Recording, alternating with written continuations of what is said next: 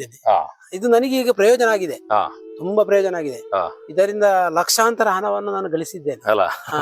ಇದೆಲ್ಲ ಮಾಡಿದಾಗ ತುಂಬಾ ಚೆನ್ನಾಗಿ ಬರ್ತದೆ. ಜನರ ಸೋಲುವುದಿಲ್ಲ ಅಂತ ಹೇಳಿದ್ರೆ ರೋಗ ಬಂದಾಗ ಏನ್ ಮಾಡ್ಬೇಕು ಅಂತ ಗೊತ್ತಾಗುದಿಲ್ಲ, ತಬ್ಬಿಬ್ಬಾಗ್ತಾರೆ. ಈಗ ಯಾರದ್ದು ಸತ್ಯ ಯಾರದ್ದು ಸುಳ್ಳು ಅಂತ ಹೇಳಿ ಗೊತ್ತಾಗುದಿಲ್ಲ. ಇದಕ್ಕೆ ಏನಾದ್ರೂ ರೋಗಗಳು ಬರ್ತದೆ, ಹೇಗೆ ಬರ್ತದೆ? ಏನು ಜಾಬಿನ ಒಂದು ಅರಸಿಕೊಂಡು ಹೋದ್ದು ಅಂದ್ರೆ ಜಾಬ್ ಈಗ ನನ್ನ ಮನೆಯಲ್ಲೇ ಜಾಬ್ ಆಗಿ ನಾನೇ ಇನ್ನೊಬ್ಬರಿಗೆ ಕೆಲಸ ಕೊಡುವಂತ ಕೆಲಸ ನನಗೆ ಅಲ್ಲಿವರೆಗೆ ನಾನು ಇದಕ್ಕೆ 14 ವರ್ಷ ಆಯ್ತು. ಈಗ 14 ವರ್ಷ ಈ ಹೊಸ ಮನೆ ಕಟ್ಟುವಾಗ ಆ ಅಂಗಲ ಖಾಲಿ ಇತ್ತು. ಆಗ ಇದನ್ನು ಮಾಡುವ ಅಂತ ಹೇಳಿ ನಾನು ಇಂಟ್ರೆಸ್ಟ್ ಅಲ್ಲಿ ಬಳ್ಳಿಯನ್ನು ತೆಗೆದು ಬಿಟ್ರೆ ಅದು ಒಳ್ಳೆ ರೀತಿಯಲ್ಲಿ ನಮಗೆ ಇಳುವರಿ ಬರ್ತದೆ. ಇಲ್ಲಾಂದ್ರೆ ಇಳುವರಿ ಬರುವುದಿಲ್ಲ, ಹಗ್ಗ ಮಾತ್ರ ದನದ ಸ್ಲರಿ ಅದಕ್ಕೆ ಒಂದು ಡ್ರಮ್ಮಿನಲ್ಲಿ ಹಾಕಿ ಅದಕ್ಕೆ ನೆಲಗಡಲೆ ಹಿಂಡಿ ಒಂದು 2 kg ಆಗಬೇಕು, 200 ಲೀಟರ್ ಮಾಡಿ ಅದನ್ನು 15 ದಿವಸಕ್ಕೊಮ್ಮೆ ಅದಕ್ಕೆ ಕೊಡ್ತಾ ಇರ್ಬೇಕು. 1 ಲೀಟರ್ ಹಾಕ್ಬೇಕಾ? 1 ಲೀಟರ್ ಆಗ್ಬೇಕು.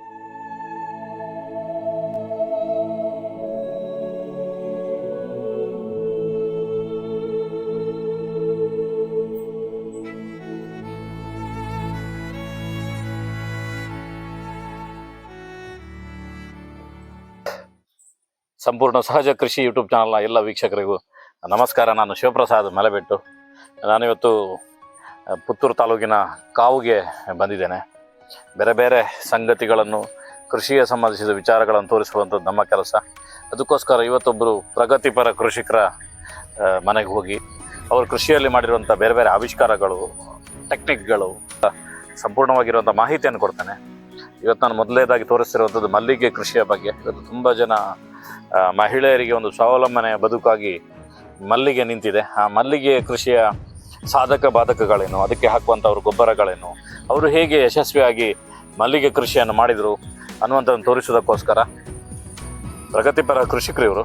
ತುಂಬ ಪ್ರಶಸ್ತಿಗಳನ್ನು ಪಡೆದವರು, ಧರ್ಮಸ್ಥಳ ಗ್ರಾಮಾಭಿವೃದ್ಧಿ ಯೋಜನೆ ಮುಖಾಂತರ ತುಂಬ ಜನರಿಗೆ ಟ್ರೈನಿಂಗ್ ಕೊಡೋರು. ಮೋನಪ್ಪ ಪೂಜಾರಿ ಅಂತೇಳಿ ಅವರ ತೋಟಕ್ಕೆ ಹೋಗಿ ನಿಮಗೆ ಮಲ್ಲಿಗೆ ಕೃಷಿಯ ಒಂದು ಸಂಪೂರ್ಣವಾಗಿರುವಂಥ ಮಾಹಿತಿಯನ್ನು ಕೊಡ್ತೇನೆ. ಮೋನಪ್ಪ ಪೂಜಾರಿ ಅವರ ಮನೆಗೆ ಬಂದಿದ್ದೇನೆ. ಮೋನಪ್ಪನ ನಮಸ್ತೆ. ನಮಸ್ತೆ ಸರ್, ಹೇಗಿದ್ದೀರಿ? ಚೆನ್ನಾಗಿದೆ ಸರ್. ಒಂದು ಮಲ್ಲಿಗೆ ಕೃಷಿ ಬಗ್ಗೆ ಜನರಿಗೆ ಮಾರ್ಗದರ್ಶನ ಮಾಡುವ ಅಂತೇಳಿ. ಹಾಗೆ ಮಲ್ಲಿಗೆ ಕೃಷಿಯನ್ನು ಹೇಗೆ ಮಾಡಬಹುದು ಜನರು? ನಾನು ಮೊದಲು ನನ್ನ ಹೆಸರು ಮೋನಪ್ಪ ಪೂಜಾರಿ ಅಂತೇಳಿ, ನಾನು ಉಡುಪಿಯಲ್ಲಿ ಬಸ್ ಕಂಡಕ್ಟರ್ ಆಗಿದ್ದೆ. ಸ್ವಲ್ಪ ಮಲ್ಲಿಗೆ ಬಗ್ಗೆ ನನಗೆ ಅಲ್ಲಿ ಅರಿವು ಇತ್ತು. ನನ್ನ ಬಸ್ ಅಲ್ಲಿ ಮಲ್ಲಿಗೆಯನ್ನು ಹಾಕಿಕೊಂಡು ಬರ್ತಿದ್ರು. ಉಡುಪಿ ಫೇಮಸ್ ಮಲ್ಲಿಗೆ. ಹೌದು, ಶಂಕರಪುರ, ಕಟ್ಪಾಡಿ, ಮಟ್ಟು, ಈ ರೀತಿಯಲ್ಲಿ ತುಂಬಾ ಮಲ್ಲಿಗೆ ಬೆಳಿತಾ ಇದ್ದಾರೆ. ಹಾಗೆ ನಾನು ಆ ಬಸ್ ಅಲ್ಲಿ ಇದ್ದೆ. ಅದರಿಂದ ಸ್ವಲ್ಪ ಪ್ರೇರಿತನಾಗಿ, ಅದನ್ನು ನೋಡಿ ಪ್ರೇರಿತನಾಗಿ ನಾನು ಇಲ್ಲಿ ಕೆಲಸ ಬಿಟ್ಟು ಬಂದು ಊರಲ್ಲಿ ಕೃಷಿ ಮಾಡುವಾಗ ನನಗೆ ಎಲ್ಲ ಕೃಷಿ ಬೇಕು, ನನ್ನ ಭೂಮಿಯಲ್ಲಿ ಎಲ್ಲ ಕೃಷಿ ಬೇಕು ಅಂತ ಹೇಳಿ ನನಗೆ ಒಂದು ಆಲೋಚನೆ ಇತ್ತು. ಆ ಆಲೋಚನೆ ಪ್ರಕಾರ ಬಾಕಿ ಅಡಿಕೆ ಉಂಟು, ತೆಂಗು ಉಂಟು, ರಬ್ಬರ್ ಉಂಟು, ಗದ್ದೆ ಉಂಟು, ಬಾಕಿ ಎಲ್ಲ ಕೃಷಿಯನ್ನು ಉಂಟು. ಆದ್ರೆ ಮಲ್ಲಿಗೆ ಯಾಕೆ ಮಾಡ್ಲಿಕ್ಕೆ ಆಗುದಿಲ್ಲ ಅಂತ ಹೇಳಿ ನಾನು ಅದನ್ನು ಇದು ಮಾಡಿದೆ. ಆಗ ನನಗೆ ತೋಟಗಾರಿಕೆ ಇಲಾಖೆಯಿಂದ ಮಲ್ಲಿಗೆ ನರ್ಸರಿ ಗಿಡ ಸಿಕ್ಕಿತು. ಅಲ್ಲಿಂದ ನಾನು ಮಲ್ಲಿಗೆ ಗಿಡವನ್ನು ನೆಟ್ಟು ಸಾಧಾರಣ 60 ಬುಡ ಗಿಡವನ್ನು ನೆಡುವಂತ ಯೋಜನೆಯನ್ನು ಹಾಕಿದ್ದೇನೆ. ಅದಕ್ಕೆ ಬೇಕಾಗುವ ತರಬೇತಿಯನ್ನು ನಾನು ತಗೊಂಡಿದ್ದೇನೆ. ಫಸ್ಟಿಗೆ ತೋಟಗಾರಿಕೆ ಇಲಾಖೆಯ ಕೃಷಿ ಅಧಿಕಾರಿಗಳಿಂದ ತರಬೇತಿಯನ್ನು ಪಡೆದಿದ್ದೇನೆ. ಪಡೆದ ಅನಂತರ ಈ ಮಲ್ಲಿಗೆ ಕೃಷಿಯನ್ನು ನಾನು ಮಾಡ್ಲಿಕ್ಕೆ ಉತ್ಸಾಹ ಆಗಿದ್ದೇನೆ. ಅದರಲ್ಲಿ 60 ಬುಡದಲ್ಲಿ ನಾನು ನೆಡುವಾಗ ಫಸ್ಟಿಗೆ 3 ಫೀಟ್ ಹೊಂಡ ಮಾಡ್ಬೇಕು. 3 ಫೀಟ್ ಹೊಂಡ, 3 ಫೀಟ್ ಅಗಲ ಮಾಡಿ ಒಂದು ಹೊಂಡ, ಅಡಿಕೆ ಗಿಡದಾಗಿ ಒಂದು ಹೊಂಡ ಮಾಡ್ಬೇಕು. ಆ ಹೊಂಡದಲ್ಲಿ ಹಟ್ಟಿ ಗೊಬ್ಬರ, ಸಾವಯವ ಗೊಬ್ಬರವನ್ನು ಹಾಕ್ಬೇಕು. ಯಾವಾಗಲೂ ರಾಸಾಯನಿಕ ಗೊಬ್ಬರ ಮಲ್ಲಿಗೆಗೆ ಹಾಕ್ಲಿಕ್ಕೆ ಇಲ್ಲ, ಕಡಾಕಡಿ ಇಲ್ಲ. ರಾಸಾಯನಿಕ ಗೊಬ್ಬರ ಹಾಕಿದ್ರೆ ಅದು ಗಿಡ ಸಾಯುದು, ಅದು ಇದೆಲ್ಲ ಆಗ್ತದೆ. ನಾನು ರಾಸಾಯನಿಕ ಗೊಬ್ಬರ ಅಲ್ಲದೆ ಹಟ್ಟಿ ಗೊಬ್ಬರ ಮತ್ತೆ ಸಾವಯವ ಕೈಬೇವು ಹಿಂಡಿ, ನೆಲಕಡಲೆ ಹಿಂಡಿ, ಇಂಥ ಗೊಬ್ಬರವನ್ನು ಅದರಲ್ಲಿ ತುಂಬಿಸಿ ಸಾಧಾರಣ 3/4 ಹಸಿ ತುಂಬಿಸಿ. ಅಂದ್ರೆ ಎಷ್ಟೆಷ್ಟು ಹಾಕ್ಬೇಕಾಗ್ತದೆ ಅಂದಾಜು ಒಂದು ಗಿಡಕ್ಕೆ? ಒಂದು ಗಿಡಕ್ಕೆ 1 ಬುಟ್ಟಿ ಹಟ್ಟಿ ಗೊಬ್ಬರ ಹಾಕಿದ್ರೆ ಸಾಕು.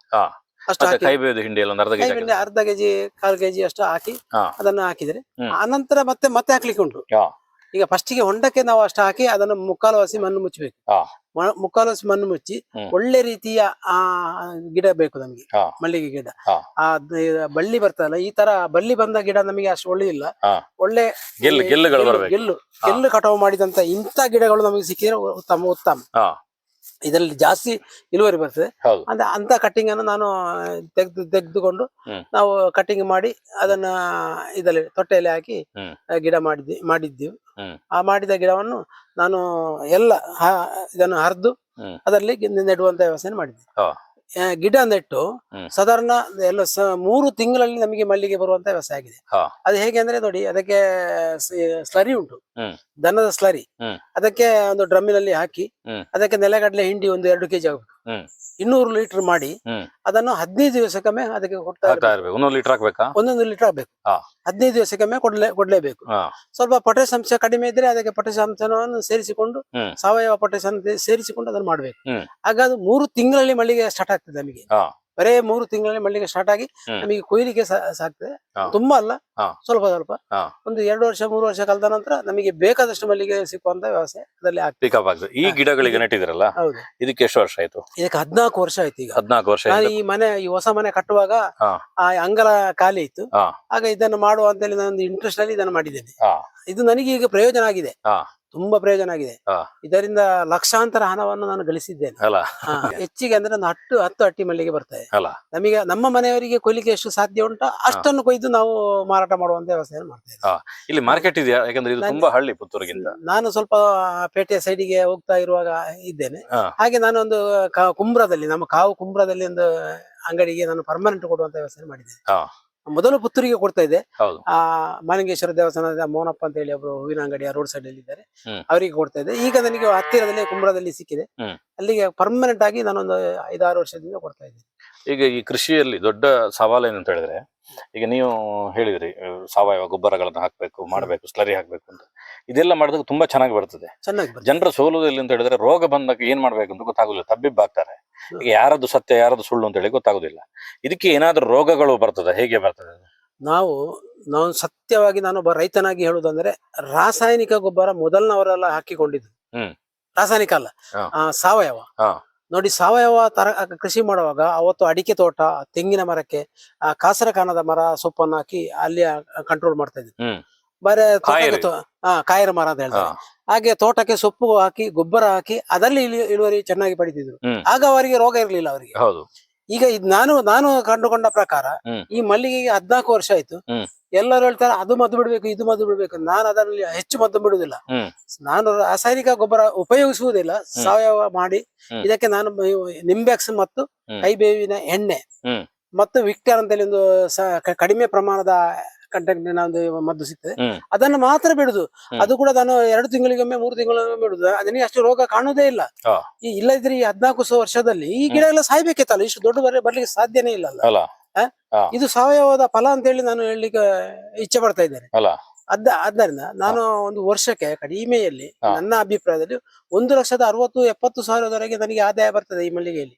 ಈ ಒಂದು 60 ಬುಡದಲ್ಲಿ ಸಣ್ಣ ಅಂಗಳದ ಜಾಗ ನಿಮ್ದು. 20 ಸೆನ್ಸ್ ಕೂಡ ಇಲ್ಲ. ಹೌದು, 20 ಸೆನ್ಸ್ ಎಲ್ಲಿದೆ ಇಲ್ಲಿ? ಇಲ್ಲ, 10 ಸೆನ್ಸ್ ಜಾಗದಲ್ಲಿ ನನಗೆ ಅಷ್ಟು ಬರ್ತದೆ. ಹೌದು. ನಮ್ಮ ಇಡೀ ಮನೆಯ ಕಂಟ್ರೋಲ್ ಅನ್ನು ಈ ಮಲ್ಲಿಗೆ ಗಿಡದಿಂದಲೇ ನಾವು ಮಾಡ್ತಾ ಇದ್ದೇವೆ. ಅಂದ್ರೆ ಖರ್ಚುಗಳೆಲ್ಲ ನೋಡಿ, ಅದು ಅಲ್ಲದೆ ಇಷ್ಟು ಚೆನ್ನಾಗಿ ಮಲ್ಲಿಗೆ ಬಂದು ಅನಂತರದಲ್ಲಿ ಗಿಡ ಬರ್ತದಲ್ಲ, ಇದನ್ನು ಕೂಡ ನಾನು ನರ್ಸರಿ ಮಾಡಿ 2,000-3,000 ಗಿಡವನ್ನು ನರ್ಸರಿ ಮಾಡಿ ನಾನು ನಿಮ್ಮ ಹತ್ರ ಗಿಡಗಳು ಸಿಗ್ತದೆ? ಸಿಗ್ತದೆ, ನಾನು ಮಾರಾಟ ಮಾಡ್ತಾ ಇದ್ದೇನೆ. ಇದು ನೀವೇ ಮಾಡಿದ ಗಿಡ ಅಲ್ಲ? ಇದು ನಾನೇ ಮಾಡಿದ, ಕಸಿ ಮಾಡಿದ ಗಿಡ. ನೋಡಿ ಎಷ್ಟು ಚೆನ್ನಾಗಿ ಇದು ಬಂದಿದೆ. ನೋಡಿ, ಇದು ತೊಟ್ಟೆ ಸಣ್ಣದಾದ್ರೂ ಗಿಡ ಒಳ್ಳೆ ರೀತಿಯಲ್ಲಿ ಬಂದಿದೆ. ಈ ರೀತಿಯಲ್ಲಿ ನಾನು ತುಂಬಾ ಗಿಡಗಳನ್ನು ಮಾಡ್ತಾ ಇದ್ದೇನೆ. ನನಗೂ ಉಪಯೋಗಿಸ್ತೇನೆ, ಬೇರೆಯವರಿಗೆ ಯಾರಾದ್ರು ಬಂದ್ರೆ ರೈತರು ಕೇಳಿಕೊಂಡು ಬರ್ತಾರೆ. ಆಗ ಊರಲ್ಲಿ ಬಂದವರಿಗೆ ಒಂದು 10 ಗಿಡ, 15 ಗಿಡ, 20 ಗಿಡ, 100-1,000 ಗಿಡದವರೆಗೆ ನಾನು ಕೊಡ್ತಾ ಇದ್ದೇನೆ. ಈಗ ಏನಂದ್ರೆ, ನಮ್ಮ ಈ ಪುತ್ತೂರು ಬೆಳ್ತಂಗಡಿ ಭಾಗದಲ್ಲೆಲ್ಲ ಗಿಡಗಳನ್ನು ಉಡುಪಿ ಕಡೆ ತರ್ತಾರೆ. ಆದ್ರೆ ಅವ್ರಿಗೆ ಏನಂದ್ರೆ ಗಿಡ ಸಿಗ್ತದೆ, ಆದ್ರೆ ಗೈಡೆನ್ಸ್ ಸಿಗುದಿಲ್ಲ. ಅವ್ರ ಹತ್ರ ಕಾಂಟ್ಯಾಕ್ಟ್ ಮಾಡಕ್ಕಾಗಲ್ಲ. ನೀವು ಗೈಡೆನ್ಸ್ ಕೂಡ ಮಾಡ್ತೀರಿ, ಗಿಡ ಬೇಕಾದ್ರೂ ಕೊಡ್ತೇವೆ. ಎರಡು ನಾವು ಮಾಡ್ತೇವೆ, ಗೈಡೆನ್ಸ್ ಕೂಡ ಕೊಡ್ತೇವೆ. ನಾವು ಎಲ್ಲ ತರಬೇತಿ, ಇದಕ್ಕೆ ಮದ್ದು, ಇದಕ್ಕೆ ಆಗುವಂತ ಏನು ಗೊಬ್ಬರ ಬೇಕು ಅದನ್ನು ಎಲ್ಲವನ್ನು ಹೇಳಿಕೊಳ್ಳುವವರಿಗೆ ಬೇಕಾದ ರೀತಿಯಲ್ಲಿ ಫೋನ್ ನಲ್ಲಿ ಅವರಿಗೆ ನಾನು ಸಂಪರ್ಕದಲ್ಲಿ ಬೇಕಾದ್ರೆ ನೋಡ್ಲಿಕ್ಕೆ ಒಂದ್ಸಲ ಬರ್ಬೋದು. ಯಾರು ಬೇಕು ಇಲ್ಲಿಗೆ ಧರ್ಮಸ್ಥಳ ಗ್ರಾಮಾಭಿವೃದ್ಧಿ ಯೋಜನೆಯವರು ಬರ್ತಾರೆ. ಒಡಿಯೂರು ಯೋಜನೆಯವರು ಕೂಡ ಇಲ್ಲಿಗೆ ತರಬೇತಿಗೆ ಅಂತ ಹೇಳಿ ನನ್ನ ಅಲ್ಲಿಗೆ ಬರ್ತಾರೆ. 60-70 ಜನ ಎಲ್ಲ ವ್ಯಾನ್ ಅಲ್ಲಿ ಬರ್ತಾ ಇದ್ದಾರೆ. ಬೇರೆ ಬೇರೆ ಕೃಷಿ ಅಧಿಕಾರಿ, ಧರ್ಮಸ್ಥಳ ಗ್ರಾಮಾಭಿವೃದ್ಧಿಯ ಕೃಷಿ ಅಧಿಕಾರಿಗಳು ಇಲ್ಲಿಗೆ ಕರ್ಕೊಂಡು ಬರ್ತಾರೆ ಪ್ರವಾಸ ಅಂತ ಹೇಳಿ. ಇಲ್ಲಿಗೆ ಬಂದು ನಮ್ಮ ಹನುಮಗಿರಿಗೆ ಅಥವಾ ಗೆಜ್ಜೆಗಿರಿಗೆ ಹೋಗುವಂತ ಅಭ್ಯಾಸವನ್ನು ಎಲ್ಲ ಹತ್ತಿರ ಆಗ್ತದೆ. 11-12 ಗಂಟೆವರೆಗೆ ಇಲ್ಲಿ ಟ್ರೈನಿಂಗ್ ತಗೊಂಡು ಒಂದು ಒಳ್ಳೆ ಟೀ ವ್ಯವಸ್ಥೆ ಎಲ್ಲ ಮಾಡಿಕೊಂಡು ಹಳ್ಳಿಯ ಮನೆಯಲ್ಲಿ ಒಂದು ಟೀ ಎಲ್ಲ ತಕೊಂಡು ಒಳ್ಳೆ ರೀತಿಯಲ್ಲಿ ಅವರು ಖುಷಿಯಾಗಿ ಹೋಗ್ತಾರೆ. ಹೇಗೆ ಇದಕ್ಕೆ ಗಿಡಕ್ಕೆ ಹೇಗೆ ರೇಟ್ ಆಗ್ತದೆ? ಈಗ ನಾನೊಂದು 50 ರೂಪಾಯಿಗೆ ನಮ್ಮ ಲೋಕಲ್ ಅಲ್ಲಿ ಮಾರ್ತಾ ಇದ್ದೇವೆ. ಇದು ಇಷ್ಟೇ ದೊಡ್ಡದು ಗಿಡಗಳೆಲ್ಲ? ಇಷ್ಟೇ ದೊಡ್ಡದು. ಇದರಿಂದ ದೊಡ್ಡ ಗಿಡ ಬೇಕಾದ್ರೆ ದೊಡ್ಡ ತೊಟ್ಟೆಯಲ್ಲಿ ಕೂಡ ಹಾಕಿ ನಾವು ಮಾರಬಹುದು.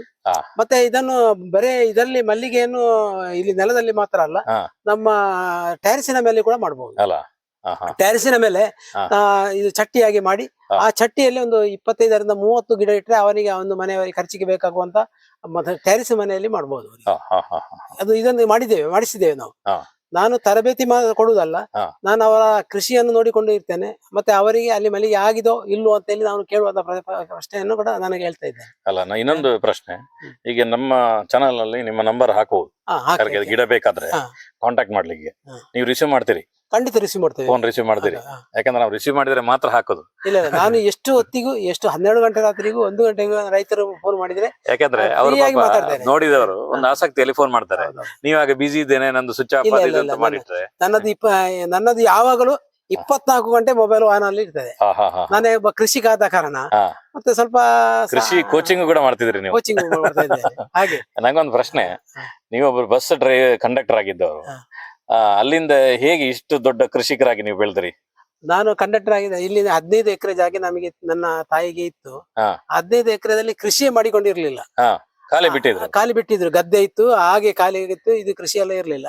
ನನ್ನ ತಾಯಿ ಏನೋ, ನನ್ನ ಮಗ ವಿದ್ಯಾಭ್ಯಾಸ ಆಗಿ ಅಲ್ಲಿ ಹೋದಲ್ಲ, ಇನ್ನು ಬರುದಿಲ್ಲ ಅಂತ ಹೇಳಿ ಕೂಗಿ, ನೀನು ಇಲ್ಲೇ ಇರ್ಬೇಕಂತ ಹೇಳಿ ಅವರ ಒಂದು ಬೇಡಿಕೆ ಪ್ರಕಾರ ನಾನು ಇಲ್ಲಿಗೆ ಬಂದಿದ್ದೇನೆ ವಾಪಸ್. ಹೌದಾ? ಎಷ್ಟು ವರ್ಷ ಆಯ್ತು ಬಂದು ಇಲ್ಲಿಗೆ? ಅಲ್ಲಿಂದ ಬಂದು ನಾನು 30 ವರ್ಷ ಆಯ್ತು ಕಡಿಮೆ. ಹೌದಾ? ಎಷ್ಟು ವರ್ಷ ಸರ್ವಿಸ್ ಮಾಡಿದ್ರೆ ಅಲ್ಲಿ? ಅಲ್ಲಿ ಒಂದು 12 ವರ್ಷ ನಾನು ಉಡುಪಿಯಲ್ಲಿ ಕಂಡಕ್ಟರ್ ಆಗಿ ಸರ್ವಿಸ್ ಮಾಡಿದ್ದೇನೆ. PUC ಮಾಡಿ, ಡಿಪ್ಲೊಮಾ ಮಾಡಿ, GDC ಮಾಡಿ ನಾನು ಅಲ್ಲಿಗೆ ಹೋದ. ಏನು ಜಾಬಿನ ಒಂದು ಅರಸಿಕೊಂಡು ಹೋದ್ದು. ಅಂದ್ರೆ ಜಾಬ್ ಈಗ ನನ್ನ ಮನೆಯಲ್ಲೇ ಜಾಬ್ ಆಗಿ ನಾನೇ ಇನ್ನೊಬ್ಬರಿಗೆ ಕೆಲಸ ಕೊಡುವಂತ ಕೆಲಸ ನನಗೆ ಅಲ್ಲಿವರೆಗೆ ನಾನು ಮುಟ್ಟಿದ್ದೇನೆ. ಅಲ್ಲಿ ಆದ್ರೆ ಈ ಟೈಮಿಗೆ ಸುರತ್ಕಲ್ ಹೋಗ್ಬೇಕು, ಮೂಲ್ಕೆ ಹೋಗ್ಬೇಕು, ಅಲ್ಲಿ ಹೋಗ್ಬೇಕು, ಇಲ್ಲಿ ಹೋಗ್ಬೇಕು ಅಂತ ಓಡಾಟ. ಹೌದು, ಇಲ್ಲಿನ ಟೈಮ್ ನಿಮ್ಮ ಕೈಯಲ್ಲಿ ಇರ್ತದೆ. ಹೌದು, ಇಲ್ಲಿ ಕೈಯಲ್ಲಿ ಮತ್ತೆ ಒಂದು ನೆಮ್ಮದಿ ಇರ್ತದೆ. ಇನ್ನೊಬ್ಬರ ಅಡಿಯಾಗಿ ಕೆಲಸ ಮಾಡಿ ಅವರ ಬೈಗಳು ತಿನ್ನುವುದರಿಂದ ನಾವು 10 ಜನರಿಗೆ ಉಪಕಾರ ಮಾಡುವಂತ ಕೆಲಸ ಕೂಡ ಇದರಲ್ಲಿ ಆಗ್ತದೆ ಅಂತ ಹೇಳಿ ನನ್ನ ಅನಿಸಿಕೆ ಕೃಷಿಯಲ್ಲಿ. ಅಲ್ವಾ? ಹೌದು. ಮನೆಯವರ ಸಹಕಾರ ಎಲ್ಲ ಆಗಿದೆ, ಯಾಕಂದ್ರೆ ಮಲ್ಲಿಗೆ ಗಿಡಕ್ಕೆ ಮನೆಯವರದ್ದು ಬಾರಿ ಇಂಪಾರ್ಟೆಂಟ್. ಮನೆಯವರು, ನನ್ನ ಮಕ್ಕಳು PUC, ಡಿಪ್ಲೊಮಾ, GDC ಮಾಡಿ, ಅಲ್ಲ ಇಂಜಿನಿಯರ್ ಎಲ್ಲ ಮಾಡಿ, ಎಲ್ಲರೂ ಇದನ್ನು ಹೂ ಕೊಯ್ಯುವಂತ ಕೆಲಸವನ್ನು ಬೆಳಿಗ್ಗೆ ಎದ್ದು ಮಕ್ಕಳು ಮಾಡ್ತಾರೆ. ಮತ್ತೆ ಹೆಂಡತಿ ಅದನ್ನು ಕಟ್ಟುವ, ಅವಳಿಂದಲೇ ನಾವು ಮಲ್ಲಿಗೆಯನ್ನು ಇದ್ದ ಕಾರಣ ನಾವು ಮಾಡ್ಲಿಕ್ಕೆ ಸಾಧ್ಯ ಆಗಿದೆ. ಯಾಕಂದ್ರೆ ಬೆಳಿಗ್ಗೆ ಒಂದು 9 ಗಂಟೆಗೆ ಕೂತ್ಕೊಂಡ್ರೆ ಸಂಜೆ 5 ಗಂಟೆವರೆಗೆ ಮಲ್ಲಿಗೆ ಕಟ್ಟಬೇಕಾಗ್ತದೆ. ಒಬ್ಬರೇ ಆದ್ರೆ ಒಂದು 3 ಅಟ್ಟಿ ಮಲ್ಲಿಗೆ ಬೇಕಾದ್ರೆ ಬೇರೆಯವ್ರನ್ನ ಹತ್ತಿರದವ್ರನ್ನ ಕರ್ಕೊಂಡು ಬರ್ಬೋದು. ಅವರಿಗೆ ಒಂದು ಸಂಬಳ ನಿಗದಿ ಮಾಡಿ ಹಾಗೆ ಮಾಡಿಕೊಂಡು ಮಲ್ಲಿಗೆಯನ್ನು ಮಾಡಬಹುದು, ಹೆಚ್ಚಿನ ಇದು ಬೇಕಾದ್ರೆ. ಆದ್ರೆ ನಮಗೆ ಈಗ 3 ಅಟ್ಟಿ 4 ಅಟ್ಟಿ ನಮ್ಮ ಮನೆಯಲ್ಲಿ ನಮ್ಮವರೇ ಕಟ್ತಾರೆ. ಮತ್ತೆ ಮನೆಯವ್ರದ್ದು ಫುಲ್ ಸಹಕಾರ ಉಂಟು ನಮಗೆ. ಅವರಿಗೆ ಬೇಕಾಗುವ ವ್ಯವಸ್ಥೆಯನ್ನು ನಾನು ಕೂಡ ಮಾಡ್ತಾ ಇದ್ದೇನೆ. ಅವರೊಟ್ಟಿಗೆ ಒಳ್ಳೆ ರೀತಿಯಲ್ಲಿ ಇದ್ದು ನೆಮ್ಮದಿಯ ಜೀವನ ಕೂಡ ಮಾಡ್ತಾ ಇದ್ದೇವೆ. ಸರ್, ಈಗ ಮಲ್ಲಿಗೆ ಮಳೆಗಾಲದಲ್ಲಿ ಈ ತರದ ಬಳ್ಳಿ ಜಾಸ್ತಿ ಬರ್ತದೆ ನೋಡಿ. ಈ ಬಳ್ಳಿ ಬರಬಾರದು. ಈ ಬಳ್ಳಿ ಬಂದ್ರೆ ನಮಗೆ ಮಲ್ಲಿಗೆ ಜಾಸ್ತಿ ಬರುದಿಲ್ಲ. ಆದ್ದರಿಂದ ಮಳೆಗಾಲದಲ್ಲಿ ಬರುವಂತಹ ಇದನ್ನು ನಾವು ಈಗ ಕಟ್ ಮಾಡ್ಬೇಕು. ಕಟ್ ಮಾಡಿ ತೆಗೆದು ಇದರಲ್ಲಿ ಇಳುವರಿ ಕಡಿಮೆ. ಇದನಿಗೆ ನೆಡುವಾಗ ಕೂಡ ನೆಡಬಾರ್ದು. ನಾವು ಒಳ್ಳೆ ರೀತಿಯಲ್ಲಿ ಇದನ್ನು ಎಲ್ಲ ಸಂಪೂರ್ಣ ಕಟ್ ಮಾಡ್ಬೇಕು ನೋಡಿ. ಈ ತರ ಕಟ್ ಮಾಡ್ಬೇಕು, ಬುಡದಿಂದಲೇ ಕಟ್ ಮಾಡಿ ಆ ಬಳ್ಳಿಯನ್ನು ತೆಗೆದು ಬಿಟ್ರೆ ಅದು ಒಳ್ಳೆ ರೀತಿಯಲ್ಲಿ ನಮಗೆ ಇಳುವರಿ ಬರ್ತದೆ. ಇಲ್ಲಾಂದ್ರೆ ಇಳುವರಿ ಬರುವುದಿಲ್ಲ, ಹಗ್ಗ ಮಾತ್ರ ಕಾಣ್ತದೆ. ನಾನು ಈಗ ಮೊನ್ನೆ ತೆಗಿಲಿಕ್ಕೆ 1-2 ದಿವಸ ಆಗ್ಲಿಲ್ಲ, ಆದ ಕಾರಣ ಈಗ ತೆಗಿತಾ ಇದ್ದೇವೆ. ಈಗ ತೆಗೆದು ಬಿಸಾಡಿದ್ರೆ ಆಯ್ತು. ಒಳ್ಳೆ ರೀತಿಯಲ್ಲಿ ಮಲ್ಲಿಗೆ ಬರ್ತದೆ. ಈ ತರದಲ್ಲಿ ಬಂದಿರಂತ ಗಿಡದಲ್ಲಿ ಒಳ್ಳೆ ಉತ್ತಮ ರೀತಿಯ ಮಲ್ಲಿಗೆ ನಮಗೆ ಬರ್ತದೆ. ಇದು ಕೂಡ ಉಡುಪಿ ಕಟ್ಪಾಡಿ ಮಲ್ಲಿಗೆ, ಒಳ್ಳೆ ಶಂಕರಪುರ ಮಲ್ಲಿಗೆ, ಅಲ್ಲಿಂದಲೇ ಹೋಗಿ ನಾವು ಗಿಡ ತಂದದ್ದು. ಈಗ ಕೂಡ ಮಳೆಗೆ ಉಂಟು ಇಲ್ಲಿ ಅಲ್ಲ. ನಮಗೆ ಮಳೆಗಾಲದಲ್ಲಿ ವರ್ಷದ ಪೂರ್ತಿ ಸಮಯದಲ್ಲಿ ನಮಗೆ ಆಗ್ತದೆ. ಈಗ ಸ್ವಲ್ಪ ಕಡಿಮೆ, ಈಗ ಮೊನ್ನೆ ನಿಂತದ್ದು, ಈಗ ವಾಪಸ್ ಇನ್ನು ಚಿಗುರ್ತದೆ ನೋಡಿ. ಈಗ ಚಿಗುರುವಾಗ ಇನ್ನು ಮಲ್ಲಿಗೆ ಬರ್ತದೆ. ಈಗ ರೇಟ್ ಹೇಗೆ ಅಂದ್ರು? ಈಗ 300-350 ಸ್ವಲ್ಪ ಕಡಿಮೆ ಆಗಿದೆ ಆ ಅಟ್ಟಿಗೆ. ಈಗ ಮೊನ್ನೆ 1200-2000 ಎಲ್ಲ ಆಯ್ತು. ಮತ್ತೆ ಮಲ್ಲಿಗೆ ನೋಡಿ, ನಾವು ಅದು ಆಗ್ಬೇಕಾದ್ರೆ ಗೊಬ್ಬರ, ಸಾವಯವ ಗೊಬ್ಬರ ಮತ್ತೆ ರಾಸಾಯನಿಕ ಇದು ಹಟ್ಟಿ ಗೊಬ್ಬರ ಸ್ಲರಿ ಉಂಟಲ್ಲ, ಅದು ಹಾಕ್ತಲೇ ಇರ್ಬೇಕು. 15 ದಿವಸಕ್ಕೆ 20 ದಿನ ಹಾಕ್ತಲೇ ಇರ್ಬೇಕು. ಕೆಲವರು ಹಾಕುದಿಲ್ಲ. ಮತ್ತೆ ನನಗೆ ಮಲ್ಲಿಗೆ ಆಗುದಿಲ್ಲ ಅಂತ ಹೇಳಿದ್ರೆ, ಮಳೆಗಾಲದಲ್ಲಿ ಮಲ್ಲಿಗೆ ಆಗ್ತದೆ, ಆಗುದಿಲ್ಲ ಅಂತ ಹೇಳಿ ಹಾಕುವಂತ ಗೊಬ್ಬರವನ್ನು ನಾವು 15 ದಿವಸಕ್ಕೆ ಹಾಕ್ಬೇಕು. ಅದು ಒಮ್ಮೆ 15 ದಿವಸಕ್ಕೆ ಗೊಬ್ಬರ ಕೊಟ್ರೆ ಮತ್ತೊಂದು 15 ದಿವಸಕ್ಕೆ ಆ ಗೊಬ್ಬರದ ಇದು ರಿಸಲ್ಟ್ ಬರ್ತದೆ. ಆಗ ನಾವೆಂತ ಕೆಲವರು ಬಿಡ್ತಾರೆ, ಬಿಡುವಾಗ ಆ ರಿಸಲ್ಟ್ ಬರುವಾಗ ಲೇಟ್ ಆಗ್ತದಲ್ಲ, ಹಾಗೆ ಮಲ್ಲಿಗೆ ಆಗುದಿಲ್ಲ. ಮಳೆಗಾಲದಲ್ಲಿ ಸ್ವಲ್ಪ ನೀರು ಇಂಗಿಸುವಂತ ವ್ಯವಸ್ಥೆಯನ್ನು ಮಾಡ್ಬೇಕು. ನೀರು ಅದರ ಬುಡದಲ್ಲಿ ನಿಲ್ಬಾರ್ದು, ಎಲ್ಲ ಫುಲ್ ಡ್ರೈ ಇರ್ಬೇಕು. ಆದಷ್ಟು ನಮಗೆ ನೀರು ಮಲ್ಲಿಗೆಗೆ ಕಡಿಮೆ, ಸೈಡ್ ಒಂದು ಕಣಿ ಕೊಡಬೇಕು. ಮತ್ತೆ ಹೀಟ್ ಆಗ್ಬೇಕು. ಸ್ವಲ್ಪ ಆದಷ್ಟು ಹೀಟ್ ಇದ್ರೆ ಮಲ್ಲಿಗೆ ಒಳ್ಳೆ ರೀತಿಯಲ್ಲಿ ಮಳೆಗಾಲದಲ್ಲಿ ಆಗ್ತದೆ.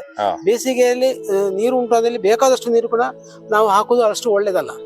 ಅದು ಸ್ವಲ್ಪ ಎತ್ತರ ಪ್ರದೇಶದಲ್ಲಿ ಮಲ್ಲಿಗೆ ಆಗುವಂತ ವ್ಯವಸ್ಥೆ, ನೀರಿನ ಅವಶ್ಯ ಕಡಿಮೆ. ಒಳ್ಳೆ ರೀತಿಯಲ್ಲಿ ಮಾಡಿದ್ರೆ ಒಂದು 60 ಬುಡ 50 ಬುಡ ಮಲ್ಲಿಗೆ ಇದ್ರೆ ಒಬ್ಬನ ಇಡೀ ಒಂದು ಮನೆ ಎಲ್ಲಾ ಖರ್ಚನ್ನು ಅದರಲ್ಲಿ ಭರಿಸಬಹುದು ಅಂತ ನಾನು ಹೇಳಲಿಕ್ಕೆ ಇಚ್ಛೆ ಪಡ್ತಾ ಇದ್ದೇನೆ. ನೀವೇ ಉದಾಹರಣೆ ಇದಕ್ಕೆ. ನಾನೇ ಉದಾಹರಣೆ. ಇನ್ಯಾರು ಹೇಳ್ಬೇಕಾಗಿ. ಸರಿ, ಕೃಷಿ ಅಂತ ಹೇಳಿದ್ರೆ ಒಂದು ಬ್ಯುಸಿ ಕೆಲಸ, ಅದರ ಮಧ್ಯದಲ್ಲಿ ನಮಗೊಂದು ಅಮೂಲ್ಯವಾಗಿರೋ ಒಂದು ಸಮಯವನ್ನು ಕೊಟ್ಟಿದ್ದೀರಿ, ನಿಮಗೆ ಧನ್ಯವಾದಗಳು. Thank you.